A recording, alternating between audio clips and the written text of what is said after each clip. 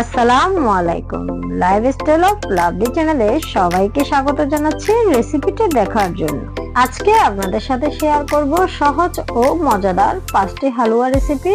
তাহলে আর দেরি নয়, চলুন শবে বরাত স্পেশাল রেসিপিটি বানিয়ে নেওয়া যাক। প্রথমে একটা বিট নিয়েছি বিটের হালুয়া তৈরি করার জন্য। এটা পরিষ্কার করে নিব, ধুয়ে ছুলে টুকরা করে নিলাম। এখন বিটের টুকরাগুলো ব্লেন্ডার ঝাড়ে দিয়ে দিলাম। টুকরো করা বিটের সাথে হাফ কাপ পরিমাপ পানি দিয়ে বিটটা ব্লেন্ড করে নিব। এখন একটি ছাঁকনি দিয়ে ছেঁকে বিটের সম্পূর্ণ রসগুলা বের করে নিব। দেখুন আমার ছাঁকা হয়ে গেল, রসগুলা বের করে নিলাম। এরপর দেখুন চুলায় একটি প্যান বসিয়ে 2 টেবিল চামচ পরিমাপ ঘি দিয়ে দিলাম। এর সাথে অ্যাড করে দিলাম 2টো তেজপাতা, 2টো ডালচিনি, 2টো এলাচ। এখন এগুলো একটু ভালো করে ভেজে নিব। ভেজে নেওয়া হয়ে গেলে এখানে অ্যাড করে দিলাম সুজি 1 কাপ পরিমাপ। সুজিটাও ভালো করে ভেজে নিব। চুলা একদম লো হিটে সুজিটা ভেজে নিব। সুজিটা ভালো মতো ভাজা হয়ে গেলে একটা সুজি ভাজা ভাজা গন্ধ আসবে, তখন আমি এলাচ, ডালচিনি, তেজপাতাটা তুলে নিব। এখন সুজিতে বিটের রসগুলা দিয়ে দিব। দেখুন বিটের রস দেওয়ার সাথে সাথে কিন্তু নাড়তে হবে, না হয় দলা পেকে যেতে পারে। এখন মিডিয়াম হিটে সুজি আর বিটের রস ভালো করে নেড়ে নিব। সুজিটা ভালো মতো সেদ্ধ হওয়ার জন্য এখানে আমি 1 কাপ লিকুইড দুধ দিয়ে দিলাম। এখন অনবরত নাড়তে হবে হালুয়াটা। চুলা মিডিয়াম হিটে রেখে সুজিটা সিদ্ধ করে নিতে হবে। এই 4-5 মিনিট নাড়াচাড়া করার পর দেখুন এটা ফুলে উঠছে, তার মানে সুজিটা সেদ্ধ হয়ে গেল।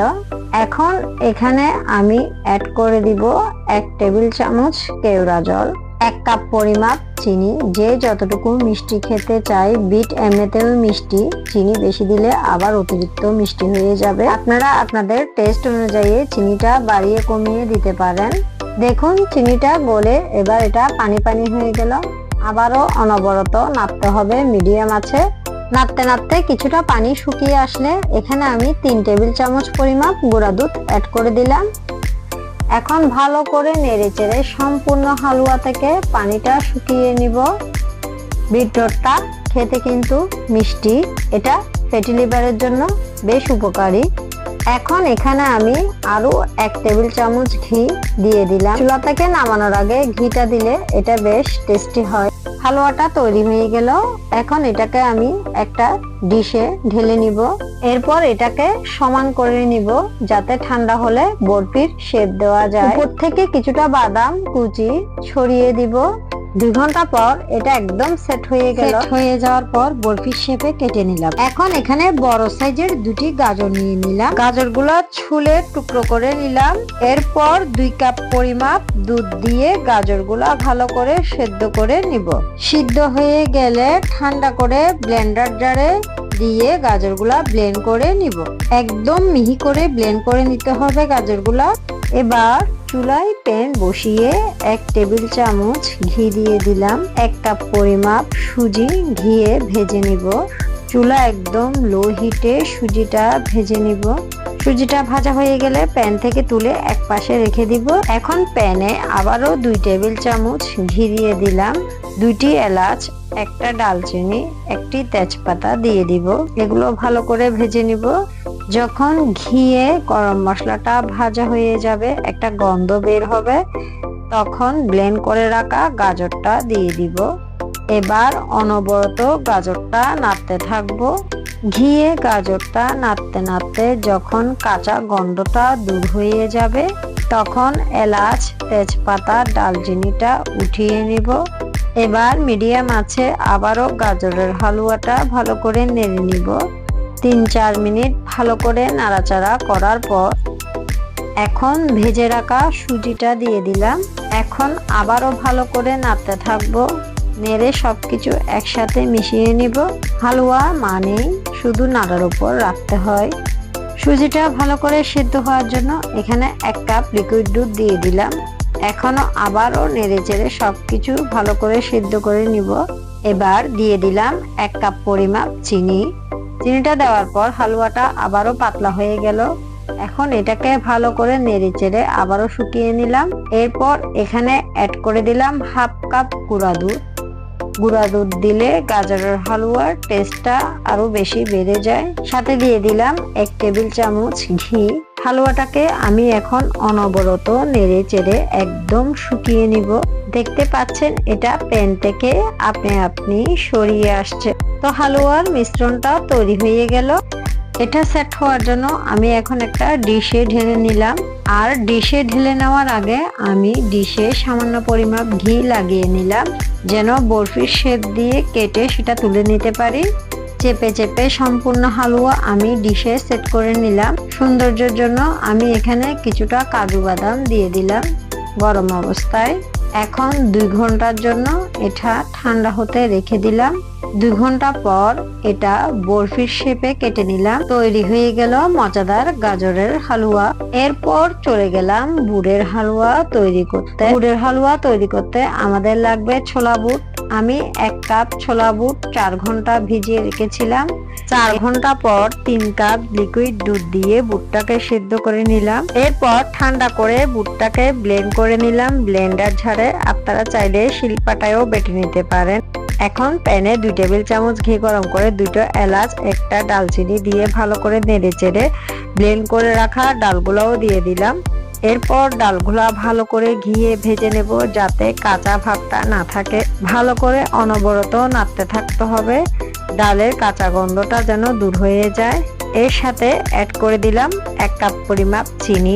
চিনিটা দেওয়ার সাথে সাথে পানি ছেড়ে দিল। এখন আবার দিয়ে দিলাম 1 টেবিল চামচ পরিমাপ কেওড়া জল। এটা অপশনাল, আপনারা চাইলে স্কিপ করতে পারেন। মিডিয়াম আছে আমি হালুয়াটা অনবরত নাড়তে নাড়তে একদম শুকিয়ে নিলাম। এবার দিয়ে দিলাম 3 টেবিল চামচ পরিমাপ গুঁড়া দুধ। দেখুন হালুয়াটা একদম নাড়তে নাড়তে শুকিয়ে প্যান থেকে উঠে আসছে। এখন একটু চেক করে নিব এটাকে বরফি আকারে শেপ দেওয়া যাবে কিনা। দেখুন হাতে নিয়ে একটু বল তৈরি করে নিব। বল তৈরি হয়ে গেলে বুঝতে হবে এটা সম্পূর্ণ রেডি। এবার একটি প্লেটে ঘি ব্রাশ করে নিয়ে এটা সেট করে নিলাম। এটাকে গরম থাকা অবস্থায় সেট করে নিতে হবে। উপর থেকে সৌন্দর্যের জন্য কিছুটা বাদাম কুচি, কিশমিশ দিয়ে নিতে পারেন। আমি এখানে কিশমিশ দিয়ে সাজিয়ে নিয়েছি। যে যার যার পছন্দ মতো বাদাম কুচিও দিতে পারেন। 2-3 ঘন্টা পর সেট হয়ে গেলে বরফি আকারে কেটে নিলাম। এবার বানিয়ে নিব সুজি আর ডিমের হালুয়া। প্রথমে চুলায় প্যান বসিয়ে 1 টেবিল চামচ ঘি দিয়ে দিলাম। ঘিয়ে 1 কাপ পরিমাপ সুজি ভালো করে ভেজে নিব। সুজিটা ভাজা ভাজা হয়ে গেলে এক সাইডে উঠিয়ে রাখবো। এখন ওই প্যানের মধ্যে আমি দিয়ে দিব 2 কাপ পরিমাপ তরল দুধ। সাথে দিয়ে দিব ফেটিয়ে রাখা 3টি ডিম। আর ডিমটা দিয়ে দুধের সাথে খুব ভালোভাবে নেড়ে দিতে হবে। অনবরত নাড়তে থাকতে হবে যাতে ডিমটা শক্ত হয়ে না যায়। ডিমটা যখন দুধের সাথে ভালো মতো মিশে যাবে, এই পর্যায়ে আমি সুজিগুলো দিয়ে দিলাম। আর সুজিটা দিয়ে অনবরত নেড়ে দিতে হবে যাতে সুজিটা দলা পেকে না যায়। নাড়তে নাড়তে দুধের সাথে সুজিটা একদম মিশিয়ে গেছে। দেখুন সুজিটা একদম ভালো মতো সেদ্ধ হয়ে আসলে এখানে আমি হাফ কাপ পরিমাপ কনডেন্স মিল্ক দিয়ে দিব। তাই এখানে আমি কোনো চিনি ব্যবহার করছি না। কেউ মিষ্টি বেশি পছন্দ করলে তাহলে চিনিটা অ্যাড করে নেবেন, যেহেতু কনডেন্স মিল্ক অনেক মিষ্টি। নাড়তে নাড়তে আমার হালুয়াটা সম্পূর্ণ রেডি হয়ে গেল। চুলা থেকে নামানোর আগে আমি আরেক চামচ ঘি অ্যাড করে দিলাম। এবার হালুয়াটা ডিশে ঢেলে সেট করে নিলাম। উপরে কিছু পেস্তা বাদাম ছিটিয়ে দিলাম। ঠান্ডা হয়ে গেলে বরফি আকারে কেটে নিলাম। শেষে তৈরি করে নিব সুজির হালুয়া। সুজির হালুয়া তৈরি করার জন্য প্যানে 2 টেবিল চামচ ঘি দিয়ে এলাচ, তেজপাতা, দারচিনি দিয়ে দিলাম। একটু নেড়ে চেড়ে সুজি দিয়ে সুজিগুলা ভেজে নিব ভালো করে। এবার সুজি ভাজা হয়ে গেলে 2 কাপ পরিমাপ লিকুইড দুধ দিয়ে দিলাম। লিকুইড দুধ দেওয়ার পর এলাচ, দারচিনি, তেজপাতাটা উঠিয়ে নিব। এবার অনবরত নাড়তে নাড়তে সুজিটা ফুটিয়ে নিব দুধে ভালো করে। এখন এখানে 1 কাপ পরিমাপ চিনি দিয়ে দিলাম। চিনিটা দেওয়ার পর সুজিটা দেখুন পাতলা হয়ে গেল, চিনি থেকে পানি বের হয়ে। চুলা মিডিয়াম হিটে রেখে অনবরত নাড়তে থাকবো। সৌন্দর্যের জন্য একটু ফুড কালার দিয়ে দিব। পছন্দ না করলে কালারটা বাদ দিতে পারেন।